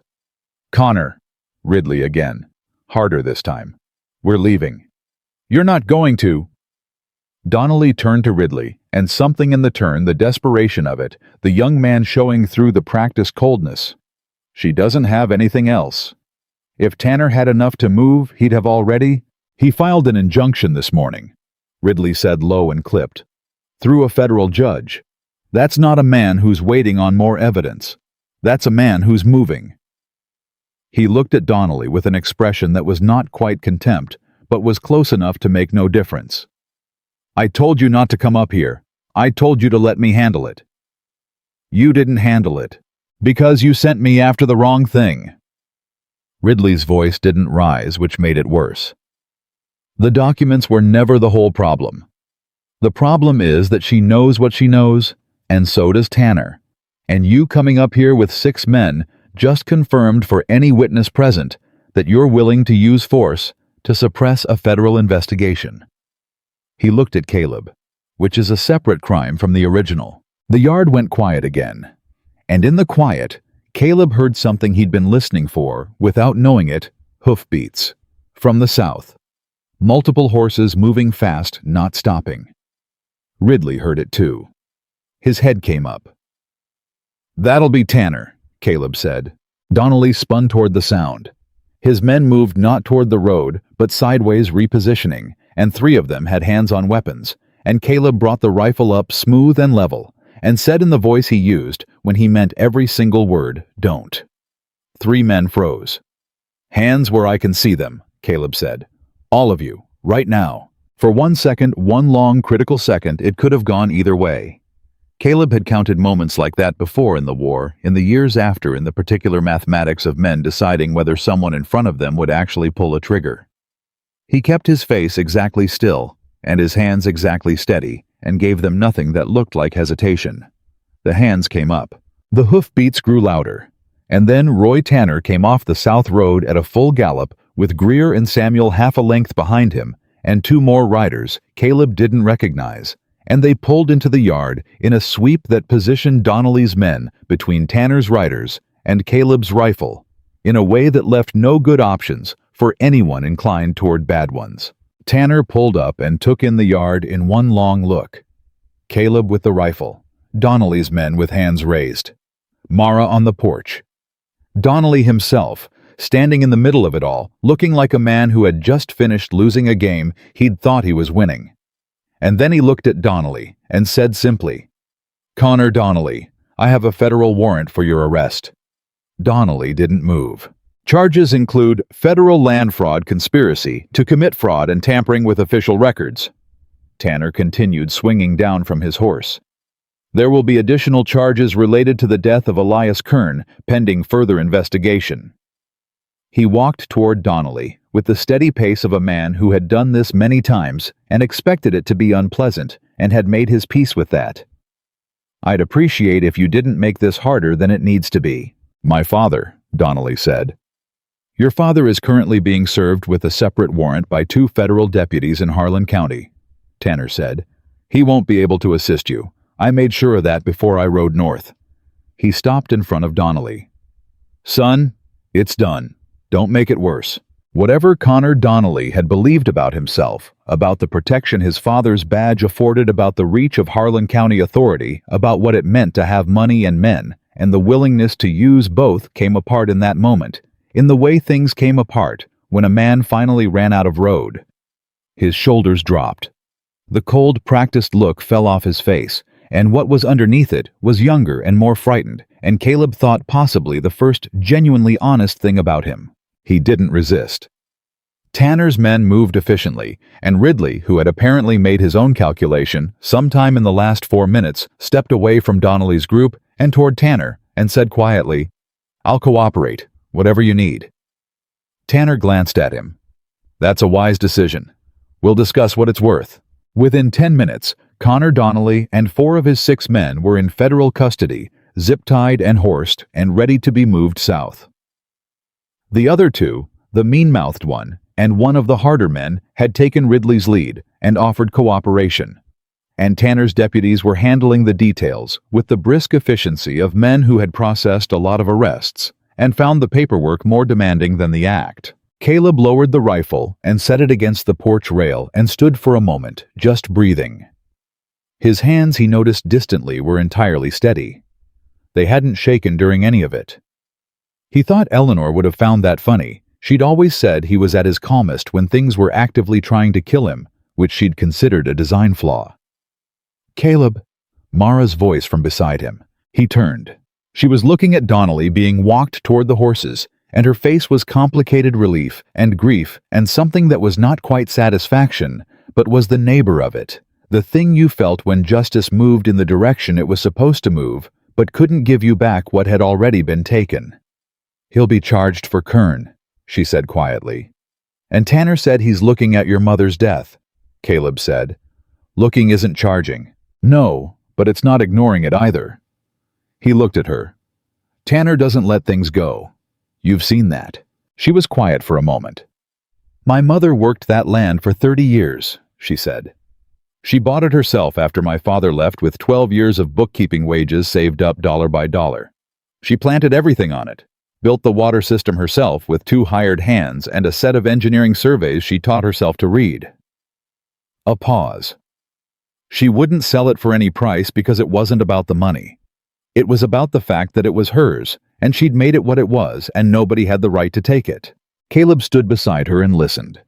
"She was right about that," Mara said. "She was completely right about that. And they killed her for it." Her voice didn't break, but it thinned, and he understood what it cost her to keep it level. "I need them to answer for it. Not just the land fraud. Her." "Tell Tanner that directly," Caleb said. "Not as a request, as a condition of your full cooperation with his case. He needs your testimony about the forged deed timeline. Make sure he understands that your testimony comes with the expectation that your mother's death gets a full federal investigation, not a footnote." Mara looked at him. "You think he'll agree to that? I think Roy Tanner has wanted to take down the Donnelly operation for a year, and he just did it. He's in a generous mood." Caleb held her eyes. "Don't let the moment pass." She looked at Tanner, who was conferring with his deputy near the horses. Then she straightened that particular straightening Caleb had come to recognize, the one that meant she'd made a decision and was moving toward it, and she stepped off the porch. Caleb watched her cross the yard and approach Tanner and say something to him quietly and directly, and watched Tanner listen with the focused attention of a man who respected the source, and then nod once deliberately and say something back. Mara nodded. They shook hands. Samuel appeared at Caleb's shoulder. "She just negotiated with a federal marshal," he said with the specific tone he used when something impressed him, which was rare enough to be notable. "She's been negotiating the whole time," Caleb said. "She just hasn't always had someone worth negotiating with." Samuel was quiet for a moment. "She's staying." Caleb looked at Mara, still talking with Tanner, making a point about something with the precise economical gestures of someone who was accustomed to making arguments that needed to count. And he thought about the east fence posts he still hadn't fixed, and the back room with the good window, and the coffee he'd poured that had gone cold on the table 2 days ago. "I don't know," he said honestly. "What do you want?" He didn't answer that. Not because he didn't have an answer, but because the answer had more layers than the question was asking for, and Samuel knew that, and Samuel would understand the silence. Tanner came toward them, leaving Mara with Greer. "Harper," he said, offering his hand. Caleb shook it. "You did well. Keeping her here, keeping Donnelly talking, sending the message about the preservation order through Greer. That's what kept this from getting away from me." "Samuel's idea about the preservation order," Caleb said. Tanner glanced at Samuel. "Good thinking." "I have my moments," Samuel said. "The case is solid," Tanner said, turning back to Caleb. "Donnelly's going to trial, and he's going to lose. His father is facing separate charges that will end his time wearing a badge. The land reverts to Miss Whitman under the injunction." He paused. "Kern's death and Mrs. Whitman's death, those investigations will take longer. I want you to know I didn't agree to that conversation with her lightly. But I also didn't agree to it as a favor. I think those deaths are prosecutable, and I intend to prosecute them." "She'll hold you to that," Caleb said. "I'm counting on it," Tanner said. "Keeps me honest." He looked toward Mara. "She's something, that woman. Most people in her situation would have hidden the documents and prayed. She copied them, memorized the legal argument, ran 60 miles, and walked into a room with federal authority and made a case in the first 3 minutes. He shook his head slightly. "I've met prosecutors who couldn't do what she just did." "She's been doing it alone for 8 months, Caleb said. "Not anymore," Tanner said. He went back to his men, and the business of moving prisoners and coordinating the ride south took over the yard, and Caleb stood on his porch and watched the machinery of actual justice grinding forward in the morning light, and thought about the way the last 48 hours had moved, and the way some things that looked like accidents, a woman by a fence, a rancher who couldn't make himself walk away, turned out not to be accidents at all. Mara came back to this porch. She stood beside him and looked at the yard. "He agreed," she said. "I know. Full investigation, her death." She said it like she was setting something down carefully in a specific place where it would stay. "It's not over, but it started." "That's more than you had 3 days ago," Caleb said. "That's more than I had an hour ago." She looked at him. "I need to go back, to Harlan County, to the land. There's a lot to sort out with the title transfer and the courthouse records and the investigation." She paused. "I can't stay here." "I know," he said. "But I'll—" She stopped herself, started again more carefully. "What you did here, what you and Samuel did, I won't forget it." "It wasn't done to be remembered," he said. "I know that too. That's why I won't forget it." She looked at him with those clear green eyes, and there was something in them now that hadn't been there when he'd found her by the fence.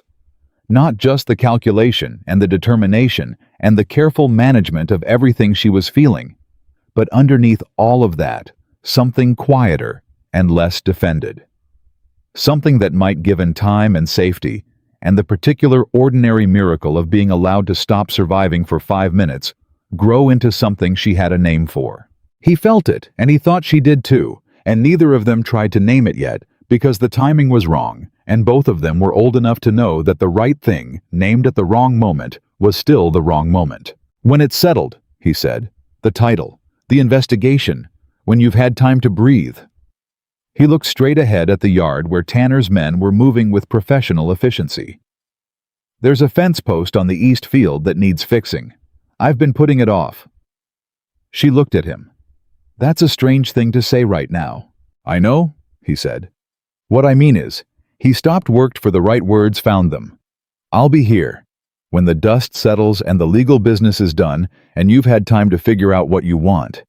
I'll be here, and that fence will still need fixing, and a second pair of hands wouldn't go amiss. Mara was quiet for a moment. Long enough that he thought he'd miscalculated, said too much, or the wrong thing, or too soon. Then she said, I'm good with a fence post. He glanced at her. She was looking at the yard, her profile calm and composed as always, but the corner of her mouth had moved in that way he'd seen twice before, the almost smile fuller now than either of the other times, closer to the real thing, close enough that he could see exactly what it would look like when it finally arrived. Good, he said. I'll probably be a few weeks, she said. I've waited longer for things worth waiting for, he said. Samuel, who had somehow positioned himself near enough to hear all of this, made a sound that was carefully not a laugh. Caleb ignored him. Tanner called from the yard that they were ready to move south, and Mara stepped off the porch and crossed the yard and mounted the horse that Greer brought around for her, slowly, carefully, one hand pressed to her side, and she settled in the saddle, with the posture of someone who'd learned to ride before she'd learned most other things. She looked back at Caleb from the saddle. Just once. The morning light was full on her face, and the cut above her eyebrow was going to leave a faint scar, and her hair was still loose, and she looked like exactly what she was. A woman who had taken everything Connor Donnelly and the whole weight of Harlan County could throw at her, and had not broken, and had brought down the structure that threw it. She raised one hand. A small gesture. Not a wave, something more deliberate than a wave. Something that meant more than a wave would have meant. Caleb raised his hand in return. Then Tanner's group moved south at a steady trot, and the yard emptied out, and Samuel came and stood beside Caleb on the porch, and they watched the dust settle, and neither of them spoke for a long while. Finally, Samuel said, "Fence posts." "Don't," Caleb said. "I'm just saying, there are easier ways to ask someone to come back." She understood what I meant. Oh, she definitely understood what you meant. Samuel turned and went inside. "Coffee's cold. I'll make more." Caleb stood on the porch alone. The east field was bright in the morning sun, cattle moving slow and easy. The road south was empty now, the dust settled back into ordinary morning. He thought about what Tanner had said. Not anymore. He thought about a woman who had run 60 miles in the dark and kept her documents dry, and talked to a federal marshal like she'd been doing it her whole life, and then told him she was good with a fence post. He thought about Eleanor, who would absolutely have told him that standing on the porch thinking about it was the least useful thing he could do, and would have been completely right. He went inside to help Samuel with the coffee. 3 weeks passed. Caleb fixed the east fence posts on the 4th day after Mara left, because the cattle needed the fence, and the fence needed fixing, and standing around waiting for things to happen was not in his nature. He fixed them the way he fixed everything, methodically, without hurry, doing the job right, because a job done wrong just meant doing it again. Samuel helped for the first hour, and then found reasons to be elsewhere, which Caleb appreciated. The wire went up straight and tight. The posts went deep. When he was done, he stood back and looked at the line of it running east across the field, and thought about nothing in particular for a long moment, and then he went back to the house and made coffee and got on with the day. Word came through Tanner on the 8th day. Connor Donnelly had been formally charged in federal court land fraud conspiracy, tampering with official records, and, as a fourth charge, that Tanner had added 2 days after the arrest accessory to the death of Elias Kern. The evidence on Kern was circumstantial, but compelling. Tanner wrote, and the federal prosecutor in Wichita was confident. Sheriff Donnelly had surrendered his badge without resistance, which Tanner described as the act of a man who had known this day was coming and had been tired of waiting for it. The land injunction was in full effect. The Whitman property was legally restored. Caleb read the letter twice. Then he set it on the table and went out to check on the cattle and thought about a woman who had carried those documents across a creek in the dark and had not let them get wet. On the 14th day, Samuel came by in the morning and sat down at the kitchen table and said without preamble, "She's still in Harlan County." "I know," Caleb said. "Tanner's investigation into her mother's death is open. She's been giving testimony 3 times a week. I know that too." Samuel looked at him. "You've been writing to her." It wasn't a question. Caleb had mentioned it once briefly, and Samuel had the memory of a man who had spent 16 years keeping track of things that mattered. "Some," Caleb said. She writing back, "Some," Caleb said again. Samuel picked up his coffee. "What does she say?" Caleb thought about the letters, 3 of them so far written in a hand that was precise and economical. Every word doing work, no word wasted, exactly the way she spoke. She'd written about the testimony, about the legal proceedings, about the land itself, and what she was finding on it after 8 months of neglect and the specific work of restoration. She'd written in the 3rd letter 1 sentence that he'd read more times than he intended to count. "I think about the fence you said needed fixing, and I find that I think about it more than is strictly practical." "She says the land's in worse shape than she thought," Caleb said. "Lot of work to do." Samuel nodded slowly, in the way he nodded when he knew he wasn't being told everything and had decided not to push. "Lot of work," he said. "Right." On the 21st day, Caleb was at the east fence, checking the wire he'd put up. Habit-checking work after it had time to settle when he heard a horse on the south road. One horse moving at an easy pace, not rushed. He straightened and turned. She came off the road at the same angle Samuel always used, like she'd already learned the approach, and she pulled up 20 feet out and looked at him across the fence line with those clear green eyes and the scar above her eyebrow that had healed to a thin, pale line, and she said, "That wire looks straight." "Set it right the first time," he said. "I can see that." She swung down from the horse. She moved easier than the last time he'd seen her. The ribs were healed. The foot was healed. And she moved the way she must have moved before the night she ran, which was like someone entirely comfortable in her own body and her own decisions. "I finished the last testimony session yesterday. Tanner says the case is solid. The prosecutor in Wichita says Kern's death goes to trial in the spring. Your mother," she met his eyes. "Tanner filed charges against the sheriff last week. Negligent homicide. It's harder to prove, but..." She paused. "He filed it. He said it was prosecutable, and he intends to prosecute it. He kept his word." "He does that," Caleb said. "I know that now." She looked at the fence line running straight and tight across the field. "The land is in rough shape. I've been out there every day for 3 weeks. Fencing's down in 2 places. The water system my mother built needs significant repair. The main line cracked over the winter, and nobody fixed it because nobody was there to fix it." She looked back at him.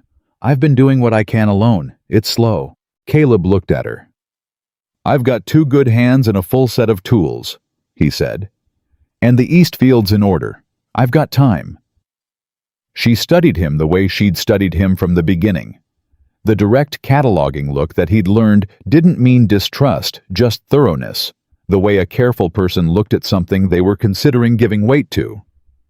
"It's 40 miles south," she said. "I've ridden further."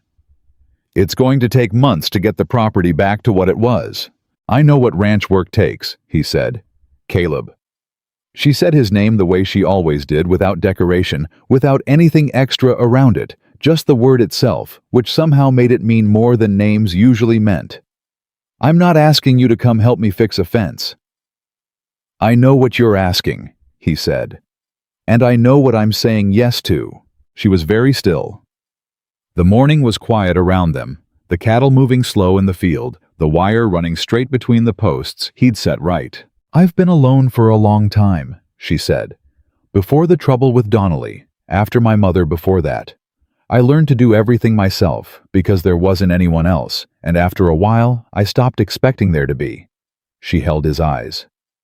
"I'm not easy to be around on that account. I forget to ask for help.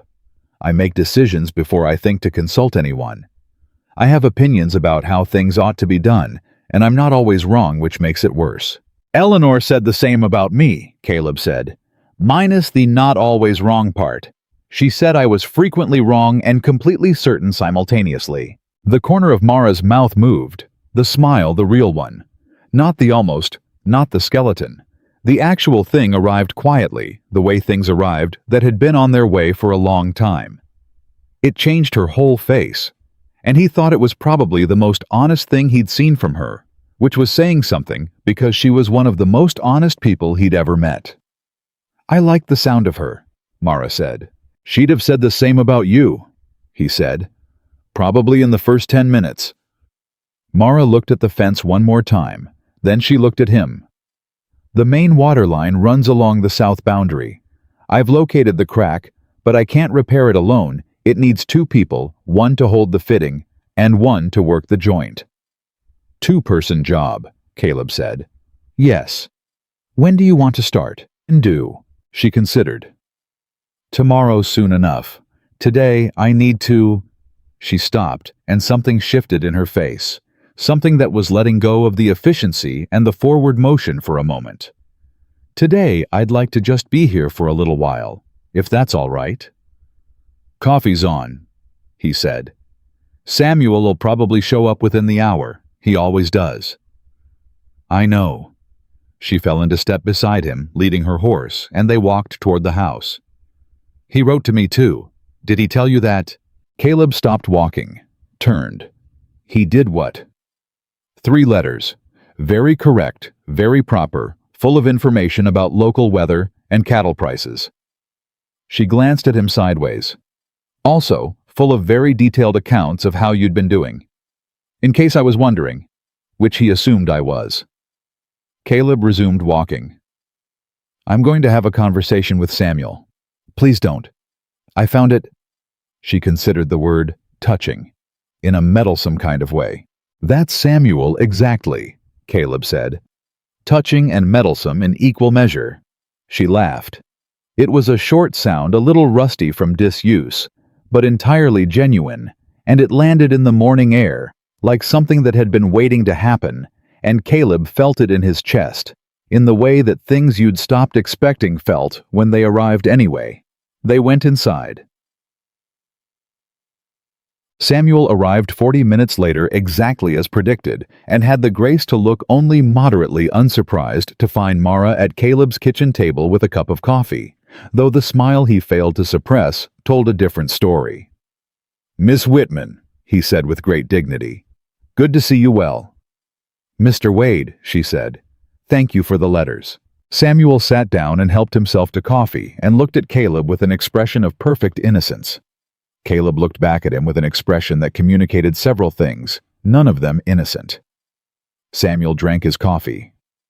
"Tanner filed on the sheriff," Samuel said. "She told me," Caleb said. "Kern's case goes to trial in the spring. She told me that too. The water line on the south boundary." "Samuel," Caleb said. "I'm just saying I know a good plumber." "Samuel." Samuel stopped, looked at Mara, looked at Caleb, set down his coffee with the deliberateness of a man making a decision. "I'll be out checking the north pasture fence," he said, standing up, "probably for most of the morning." "Probably a good idea," Caleb said. Samuel went out and through the window. Caleb watched him go toward the north pasture with the specific brisk walk of a man who was extremely pleased with himself and trying not to show it, and failing. "He's been doing that for you this whole time, hasn't he?" Mara said. "Looking after you, in his meddlesome way." "Since Eleanor died," Caleb said. "He decided I needed managing and elected himself to the position without asking." "Were you terrible at it? Managing yourself?" He thought about 3 years of silence and cold coffee and lying awake in the dark, listening to the nothing. "I wasn't great," he said. She nodded, like this answered something she'd been thinking about. "My mother managed herself for 23 years after my father left. She said the hardest part wasn't the work or the money or the decisions. She said the hardest part was that there was no one to tell things to at the end of the day." A pause. "The small things. Not the crises. Just the ordinary things that happen in a day that you want to say out loud to someone who knows you." Caleb looked at his coffee. "Yeah," he said. "That's the part." She was quiet for a moment. Then, "The crack in the water line is about 40 feet from the south fence corner. I marked it with a stake. We'll need pipe fittings, probably 3/4 inch, and a pipe wrench if you have one." He looked up at her. "I said I wanted to just be here for a while," she said. "I didn't say I wanted to stop thinking." The almost smile more easily reached now arrived at the corner of her mouth. "I'm better at being here when I have the next thing already worked out." "I have a pipe wrench," he said. "2 of them." "Of course you do," she said. He smiled. He hadn't noticed himself doing it until it was already there, which was the best way it happened, without announcing itself, without effort, just the natural result of sitting across a table from someone who made you want to. What came next was not dramatic. That was the thing about it that Caleb found in retrospect most remarkable. The weeks that followed were not a series of crises or confrontations or moments of high feeling. They were work. Ordinary, necessary, demanding work. The water line, the fencing, the neglected outbuildings on the Whitman property, the accounts that had gone unattended for 8 months, and needed Mara's careful hands to put in order. She was exactly as she'd warned him. She would be decisive to the point of not always remembering to consult certain about how things should be done, and frequently right, which did make it worse in the way she'd said, but also meant that the work went well and the property improved visibly, week by week, in a way that was its own reward. He was probably equally difficult in his own ways.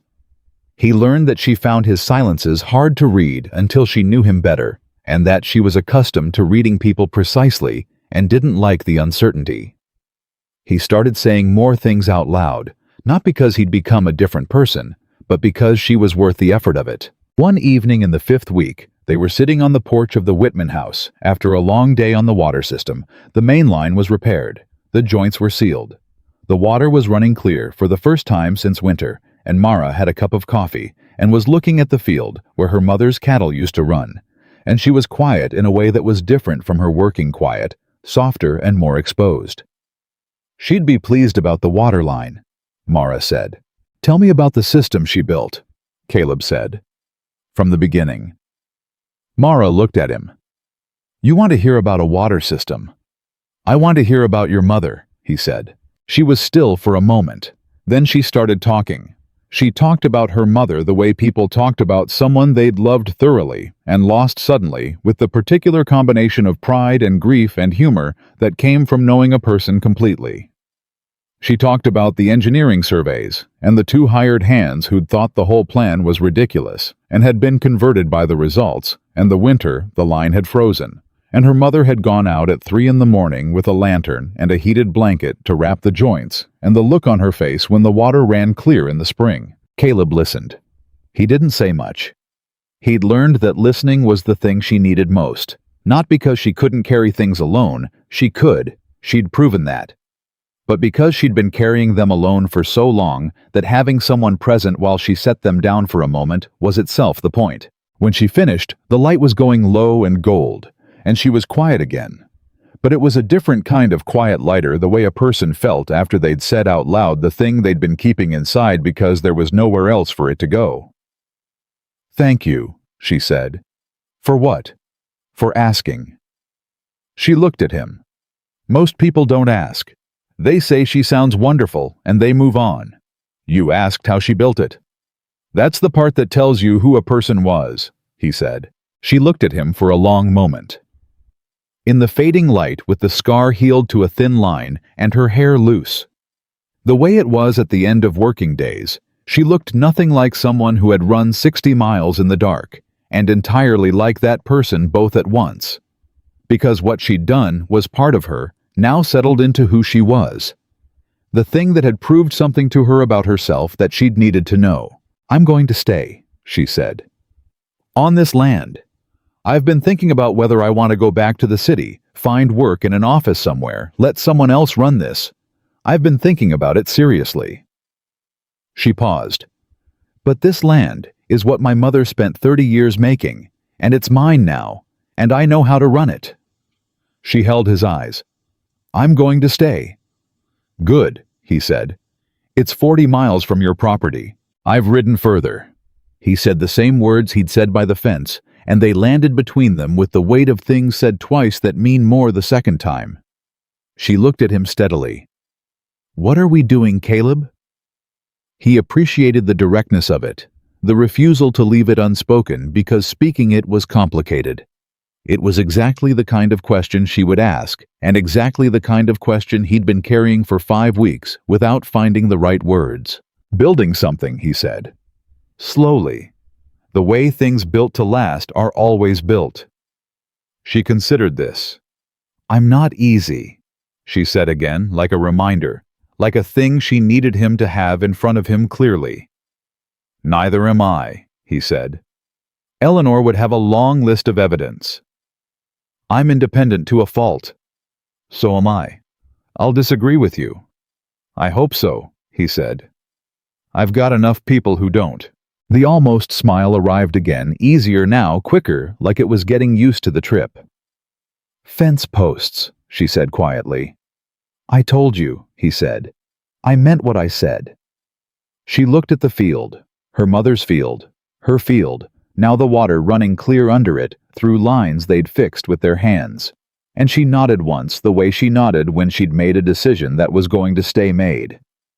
"All right," she said. "Then that's what we're doing." Tanner wrote in the 8th week. The letter was brief and factual in the way all of Tanner's communications were brief and factual, and it contained 2 things. The first was that Connor Donnelly had taken a plea agreement in exchange for testimony against 3 associates connected to 2 other land fraud schemes in neighboring counties, a development that widened the case beyond anything Tanner had initially projected and would result in federal charges against 7 additional men. The plea did not reduce Donnelly's sentence substantially, Tanner noted with the dry satisfaction of a man who had negotiated carefully, but it gave the federal prosecutor tools to dismantle an operation that had been running for the better part of a decade. The second thing was a single additional sentence at the bottom of the letter after the signature investigation into Mrs. Ruth Whitman's death ruled complete. Evidence sufficient for trial. Sheriff Donnelly to face charges of second-degree murder in federal court. Date to be set. Caleb read the letter at the kitchen table in the early morning and then rode south to the Whitman property 40 miles not stopping. Mara was at the south fence when he arrived, working on a post that had gone soft at the base, and she turned when she heard his horse and looked at his face and read it immediately in the way she read everything precisely completely, without asking for more than what was there. He dismounted and handed her the letter. She read it standing. He watched her eyes move across the page, and when she reached the last sentence, he saw her stop. She read it again. He knew she was reading it again because he'd done the same thing, the instinct to verify that the words were real, that they said, what they appeared to say, that a person hadn't constructed them out of hope. She lowered the letter. "Second-degree murder," she said. "Yes." "He's going to trial." "Yes." She looked at the field. At the fence line her mother had planned and built and tended for 30 years. At the water line running clean under the south boundary. At 40 acres of Kansas prairie that Ruth Whitman had bought with 12 years of bookkeeping wages and made into something that was worth dying for, to a man who had never built anything himself and couldn't tolerate that someone else had. Her jaw worked. She pressed her lips together. And then, for the first time since Caleb had found her bleeding by his fence on a morning that felt like another lifetime, she cried. Not with falling apart, not with losing her composure. Mara Whitman's composure he'd learned was structural, built into her. It didn't fall. but with tears that came steady and quiet down her face while she stood straight and looked at her mother's land and let herself feel the full weight of what she'd carried for 8 months without anyone to set it down with. He stood beside her. He didn't speak. He didn't try to fix it or hurry it or find the right words because there were no right words and the moment didn't need them. He was there, which was the thing she'd said her mother had missed most, someone to be there for the ordinary moments and the unbearable ones alike. After a while she said, "She'd have been angry, you know, about all of it, not just sad. She was a woman who got angry when things were wrong and didn't apologize for it." "Sounds like she knew what she was made of," Caleb said.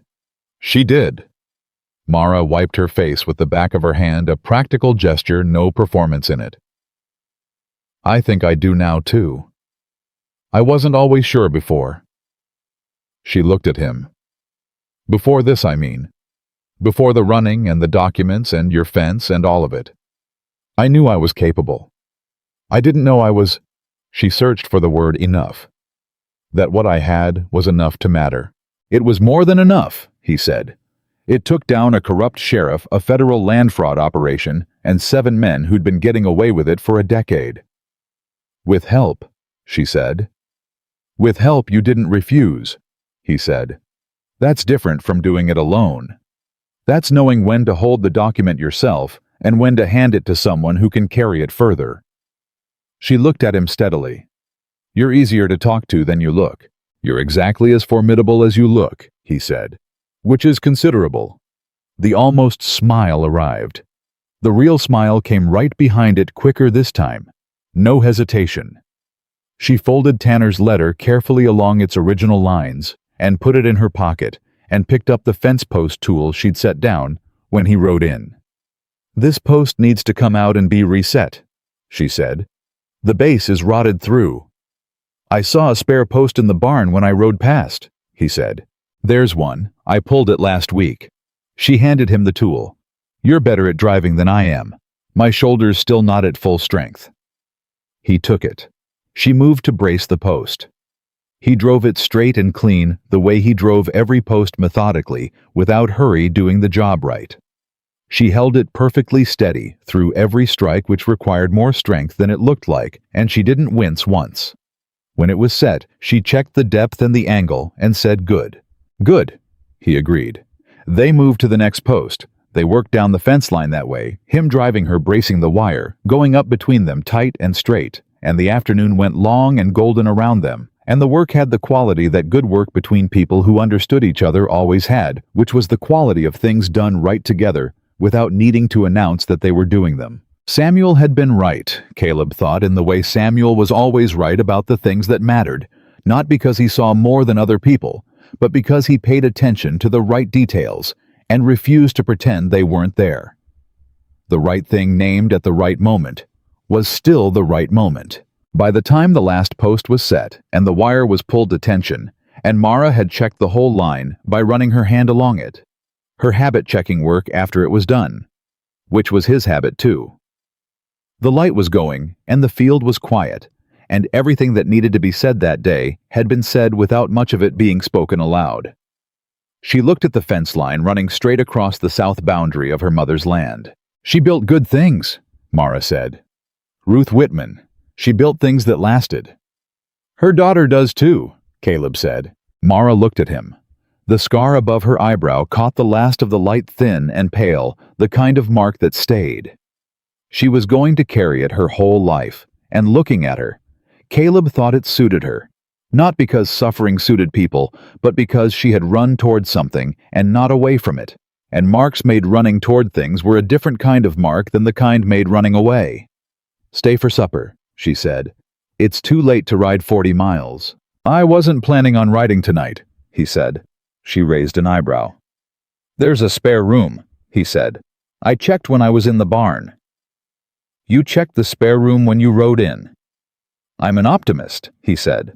She laughed, the real laugh this time, the one that had been getting easier to reach, warm and short and entirely genuine, and she picked up the tool and walked toward the barn, and he picked up the wire and walked beside her, and the Kansas evening settled around them with the particular quiet of a thing that had found its right shape. Ruth Whitman had built 40 acres of good land and a water system that ran clear and fencing that stood straight.